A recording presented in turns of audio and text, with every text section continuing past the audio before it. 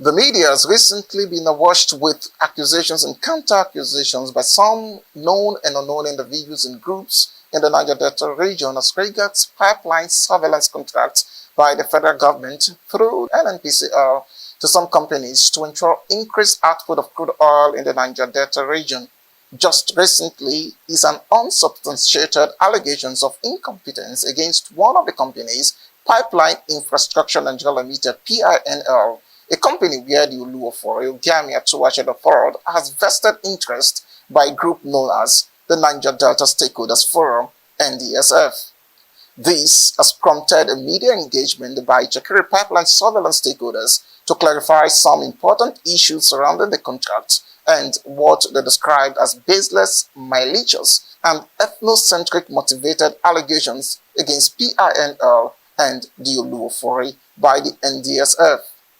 Speaking at the media engagement, representative of the Olu Of Warri and liaison to the NNPCL, Comrade Collins Dema, said it was unfortunate that some individuals in a bid to satisfy the agreed hatred and ethnic bias will engage in a spate of malicious propaganda, dissemination of falsehood, blackmail, mudslinging, and character assassination against the person of the Olu Of Warri and the PINL.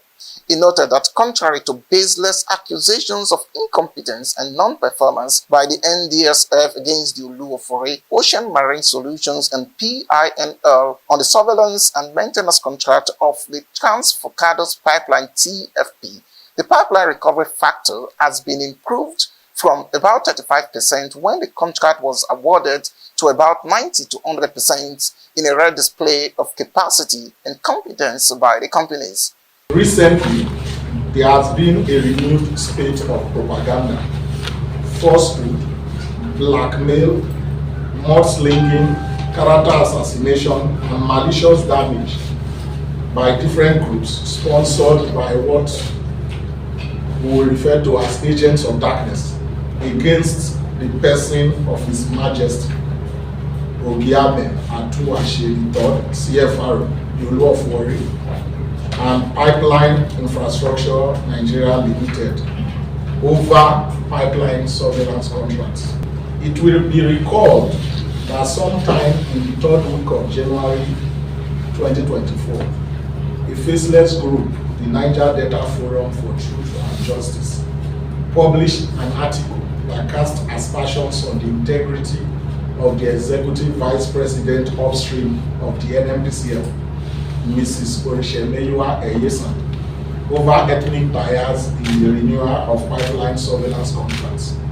It went further to denigrate the sacred ancient throne of the Olu Of Warri by maligning His Majesty OGIAME ATUWATSE III, CFR, the Olu Of Warri, and a company he has vested his interest in, Pipeline Infrastructure Nigeria Limited, accusing them of incompetence in discharge of their duties. This tirade of accusation went on until around March 2024 and cooled off until recently when a new group, Niger Delta Stakeholders Forum, came up with another set of lies, falsehood, blackmail, spurious allegations, and character assassination, not only against His Majesty OGIAME ATUWATSE III, CFR, the Olu Of Warri, but also against PINL over pipeline surveillance contracts, especially on the TRANS-FORCADOS pipeline.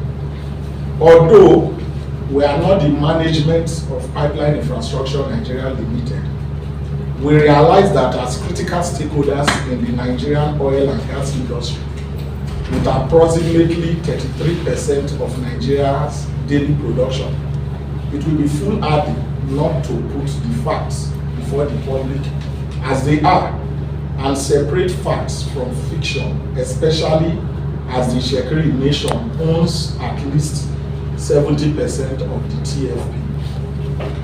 It may be important for me to emphasize that as at today, the Itsekiri nation of Warri Kingdom is the highest and richest kingdom in Nigeria. Our daily production quantum is at par with what the United Kingdom produces daily. Is at par with Indonesia, Egypt, India, Azerbaijan, etc. We are producing more than countries like Ecuador and Australia. OMS took over the TFP in 2019, and within the first 6 months of when OMS came on board the TFP, with rare display of tenacity, efficiency, and rare camaraderie, they improved the terminal recovery factor of the TFP from 35% to between 90% to 100%. These facts are verifiable. This rare feat not only drastically improved crude oil export for Nigeria, but also led to Delta State becoming the #1 oil producing state in Nigeria till date. As of today, the TFP runs at a maximum terminal recovery factor of at least 95% daily. This is also verifiable. You can ask the JV partners. TFP is operated by Shoreline and Heritage Oil. While responding to questions, Comrade Collins Udema emphasized that all that were done by those he described as faceless groups and individuals to smear the character of the Olu Of Warri has ended up a failed attempt, noting that the competence and capacity of PINL is visible in our results, adding that the company has also provided employment for over 1,500 individuals and engagement of relevant stakeholders, as well as being fully alive to its social corporate responsibilities. Pipeline Infrastructure Nigeria Limited has not been incompetent in discharge of our duties to the nation. Not just pipeline infrastructure, because His Majesty the Olu Of Warri, His Majesty OGIAME ATUWATSE CFR has vested interest in pipeline infrastructure, and he has been blackmailed, embarrassed in all public fora that the job under his watch has not been managed properly, that he's not doing anything. In fact, I saw a publication that is raking in billions of naira every month without doing anything. But the facts are there that these are all fabricated lies to smear his public image. And we are not supposed to allow that to be, because Warri Kingdom is the oldest kingdom in Delta State, one of the oldest in Nigeria. The Olu Of Warri, His Majesty OGIAME ATUWATSE III, CFR, is not just a first-class traditional ruler. He's one of the few natural traditional rulers in Nigeria. There's what we call natural traditional rulers. So it is very important that a company under his watch that is being accused with different fabricated stories and figures that has been on from January till now needs to be clarified, and that's why we're also calling on the NNPCL to speak up and let us know the truth. But like I said earlier, you can also do your own investigation. In the days of TEL, there is what we call investigative journalism. You can meet the JV partners, you can meet NNPCL, formerly MPDC. They are the ones operating it with Shoreline and Heritage Oil.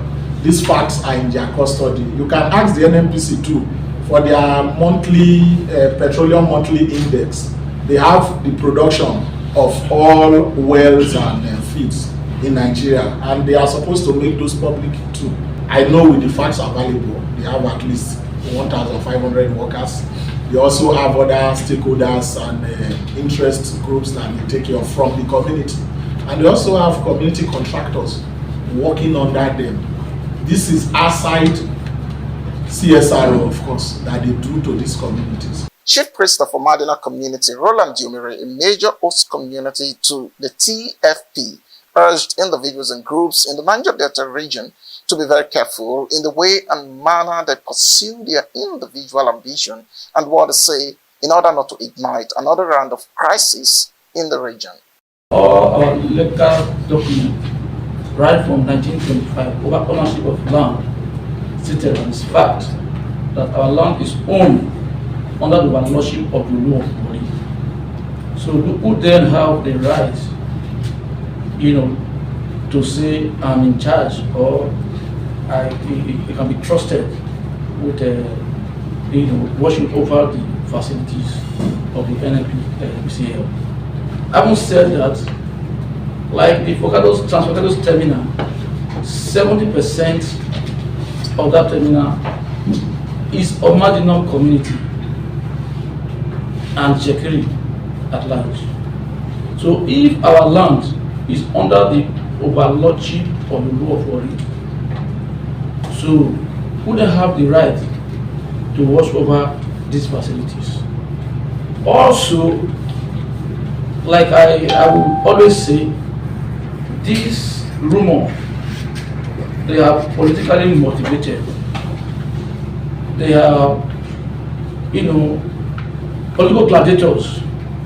They are doing it, land grabbers. They have where they want to achieve, but we will not allow it to happen. We will not accept this.